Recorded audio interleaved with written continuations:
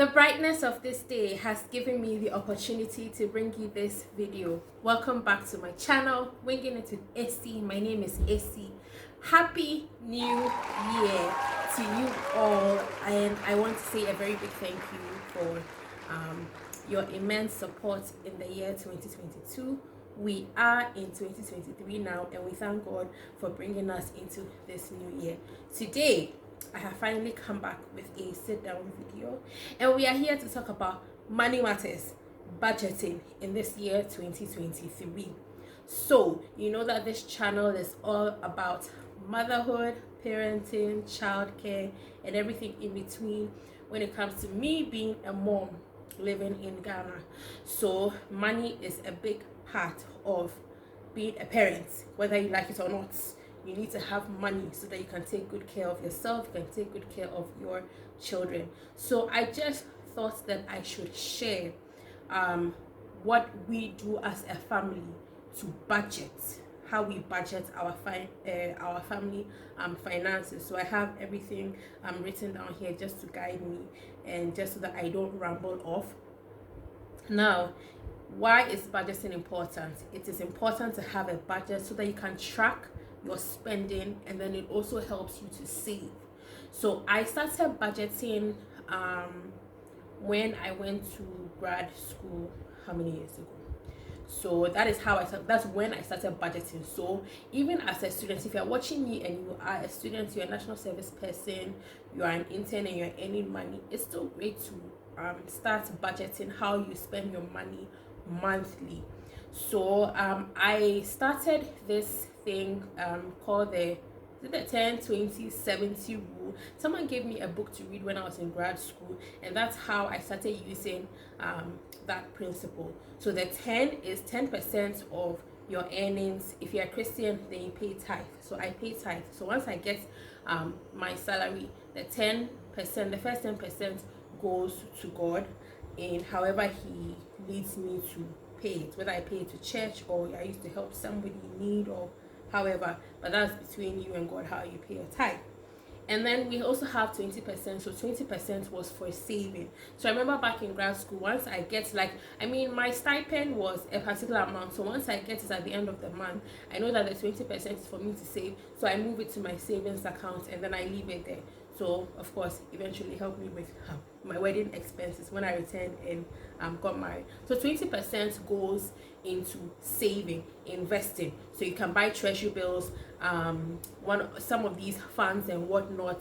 However you want to save your money, save it and then invest it. Okay, I am not an investment or financial advisor. So right now, with the way the economy is doing, I don't know what to tell you. But T-bills, the rates have been pretty good over the past 6 to 8 months, clearly because of what's happening in the country. So I don't know what the future of T-bills right now. It's at 30-something%. So there you go. And then the 70% is for your monthly expenses. So how much you spend on groceries, provisions, how much you spend on fuel, how much you spend on food, and that's if you're working, how much you spend on food like lunch, and various expenses that you have: rent, electricity, water bill, all of that. Some of them are static amounts. Let's say like your rent, relatively, you know how much you spend on fuel. So that is basically how I've always budgeted my salary or my income, my earning. And then when I got married, my husband and I, we use this rule together. So currently this is the rule that we use. So 10% of my salary is still tithe and his as well. 20% is for me to keep and do with whatever I want. So that 20% is some of which I will use for investing, saving, and then maybe like other things like doing my hair or something, like other needs that I have. And then 70% is for the family expenses. So he brings his 70% when he's paid. I bring my 70% together. We have a joint account. We move the money there and then we apportion it. Now, how do we do that? We have an app. There's an app, not that we have an app, or we've not created an app, but there's an app that we use. It's called YNAB, which is You Need a Budget. That's the name of the app. So when you go into Google Store and I believe Play Store, is it the Apple Store, what's it called, whatever your store is called, you should be able to find it there. So that's the app we use. Someone introduced it to Richard right before we got married. So when we started using it, there were lots of hiccups. Like, I wasn't used to entering, like, once you make a purchase, you need to enter it into the budget. And yeah, so I'll just talk about the various categories that we have. That was just an example. So, and I hear that so many other budgeting apps out there that you can use. Maybe you can try using one and see if it works best for you and your needs, and then you stick to that. You can also use an Excel sheet, an Excel template. When I was in grad school, what I was doing was I was just writing down the categories that I use my money for, but I wasn't like really tracking it so much. I don't know how to explain what I'm saying. But you can also, if you don't want to use an app, you can actually use an Excel sheet if you are good at using Excel and creating the columns and or putting in all the formulas, so that when you put in an expenditure, it will automatically like calculate everything and tell you how much money you have left under that category. So I'm going to go on and share some of the categories that we have created in our app or in our budgeting. So I actually have an Excel spreadsheet where I enter all the figures, and then Richie is the one who sets it up in the app every month. It's basically the same, but he just has to put in the figures or whatever. So let me give you some of the examples of the categories that we have in our budget. So school fees. Now, one thing I wanted to say about school fees is that, I mean, growing up and even now, I used to hear people complaining about school fees. I mean, we are in January. Parents are about to start complaining on social media that, hey, school has started, all our money is finished, we're going to use to pay school fees, school is starting. We have never really felt that way, because what we do is that every month there's an amount that we allocate towards school fees. So for example, if Serum's fees cost let's say 2,000 cedis a term, we are going to pay that amount 3 times in a year, because there are 3 terms. So 2 times 3 is what? 6. So that's in a year we're going to spend 6,000 on fees alone. So that 6,000 we divide it by 12, and what do you get? 5, right? So 500 cedis. So every month we set aside 500 cedis towards school fees in the budget. So in the budget you see school fees 500 a month. So it's accumulating. So when April comes around and he's about to start third term in May, then we just pay. So paying school fees doesn't feel painful. It's not like January has started and you spent all your December salary already on Christmas, and it's like you need to go and dip into your savings to pay a huge amount of money, because you've already been saving towards it. And what I like to do is that I always like to over budget a little when it comes to categories like school fees, because so that if they say there's an increment, it doesn't hit your finances too much, because you've already sort of been saving like that. And it's actually helped in the past where his school fees has gone up a bit. It's like, oh, we really don't even need to increase. So instead of, let's say, budgeting 500 cedis a term, I would budget, say, let's say 600 cedis a term. And the other thing that sometimes that extra does is for other things like for his school, when he's reopening, we had to buy toiletries. So then I would take the money from that extra, and then maybe like stationery and whatnot at the beginning of the academic year. So that's just by the way. Another category that we have in our budget is school feeding. So we pay for lunch to be provided for him in school. So there's a category for that. So if for his school they were doing it, it's a daily amount, but you can pay monthly or you can pay for the whole term and then just remove your mind. So you do those calculations and you spread it over a 12-month period, so you know how much you are saving towards school feeding a month. And let's say if your school provides bus transportation and you want to put that in, and let's say it is 600 cedis a month or something, like, you get my drift. So other categories we have a category for the boys. Serum's nickname when I was pregnant with him was Bubbles, so we created a category in the budget called Bubbles. So anything that I needed to buy towards him, now it's Bubbles and Oh Baby. We renamed it since we've had Cuckoo, because Cuckoo's nickname was Oh Baby, so Bubbles and Oh Baby. So like if I need to make purchases regarding them, if I buy clothes for them, shoes for them, Even when I buy like infant cereal, like Cuckoo for instance, like his baby food, and even Serum at the time, his baby food, or anything that has to do with him, I take it out of there. What else? Like Cuckoo's formula, that's where I take it out from. Most of the things that has to do with them, when I buy them, that is where I deduct it from. We also have a category called school snacks. So even though lunch is provided, he has to take lunch snack to school. So the plantain chips and achomo and sausage and those things, I take it. And fruits, the fruits, he takes fruits every day, so I deduct it from that part of the budget. We have a budget for fueling both cars, Richie's car, my car. We have a budget. We have a category for provisions. We have a category for auto maintenance. Auto maintenance is if there's an issue with the car and we need to get it fixed, we take it from there.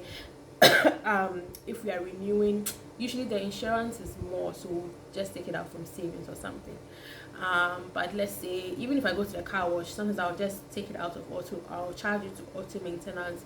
If there's something wrong with the car, you take it to the mechanic to get it fixed, charge it to auto maintenance.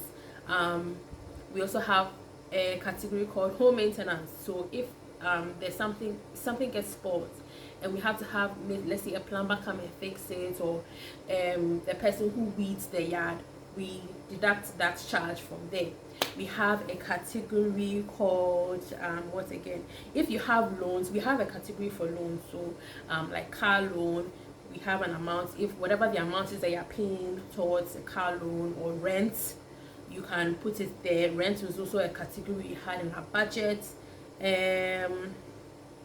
Medical expenses. So we also have health insurance, but we still have a medical portion in our budgets. Like if you have to go to the pharmacy and buy, let's say you're not feeling well, you just want to go to the pharmacy and buy cold medication, cough syrup, vitamins that I buy for the boys, paracetamol, vitamin C, those things. Whenever you make a purchase from the pharmacy, it comes out of that category. Yeah, so there's so many other categories we have in the budget. Another category we have is savings. So we save together as a couple, and then individually we save individually. So we have family savings, and then we have our individual savings. There are so many other. We have gas, electricity, water, internet, credit. Yes, we have a lot of categories. So you just have to tailor your budget to the amount of money, so we make sure that it works for us and we don't over budget or overspend.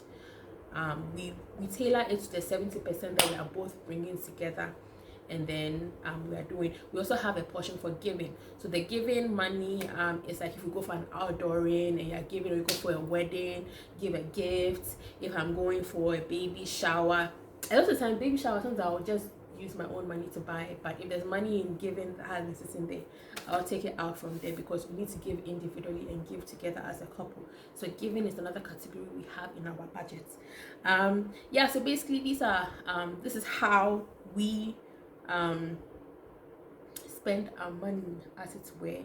So in the beginning, using the app took a while for actually both of us to adjust to. So at a point we was like, maybe we should just stop, but now we have gotten the hang of it, and that's how things work for us. So anytime I make a purchase, either I will sit in the car immediately and look at the receipt, and sometimes I'll go to a shop and then buy a lot of things, but everything is not coming from provisions. Some of it is coming from, and we have a portion for pocket money. It's just something little for both of us. So like that's what I would use to buy lunch when I go to work, or if I just want to buy some ice cream or something.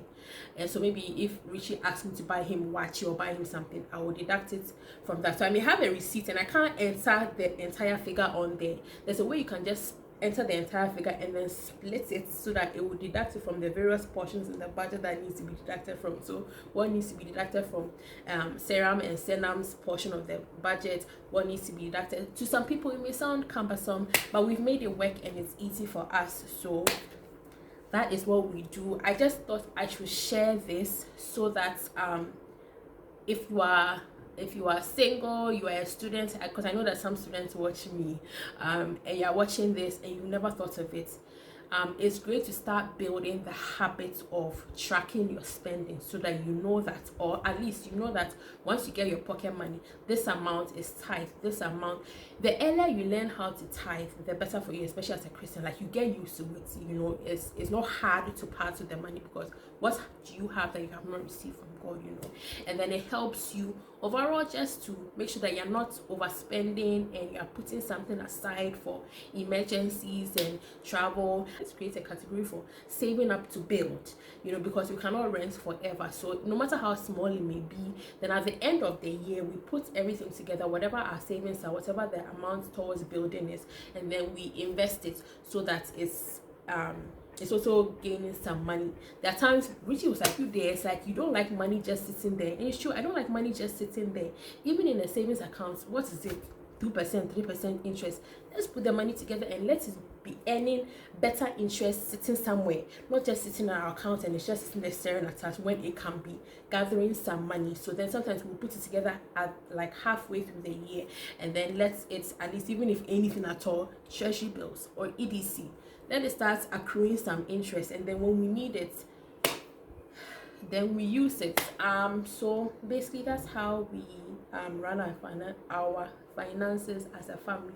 So I'm hoping that in this year 2023, if you're a family and you haven't really budgeted and it may not work for everybody. Some families, some couples, what they do is that, okay, you are in charge of school fees, you are in charge of this, that, so everybody knows what they're in charge of. So, well, when something comes up and this needs to be fixed, we know that you are the one who is bringing that money. But even if that is how you run things as a family, as a couple, you can still create a budget. So if I know that I am responsible for paying the school fees for the boys and buying groceries for the home, I would still create a budget, so that I'm not just spending money and not accounting for it, or being careful so that you don't overspend and just say that, because this budget actually forces us not to use, let's say, our January salary before February has, because our January salary is what we're going to spend in February. So far as 1st February has not come, I cannot touch that money. We cannot touch that money. Once 1st February starts, then we can start spending that money. So that also helped us for January, in times past, when people are complaining that January is long because of money. It's never been an issue for us, because we don't touch, no matter how early on in the month we are paid, that money just sits there till the next month has begun, and then we use it for that. That has been our way of doing things. I know this video is long, but it's also a helpful video. If this video has been helpful, please do well to give this video a thumbs up. Please do well to share it, and let me know in the comment section how you budget your money, how you handle your family finance and your personal finances, because I know both single, married, unmarried, all watch students, mothers, fathers, they all, grandfathers, grandmothers, you all watch my channel. So thank you so much for watching this video, and I will see you in my next video. Bye.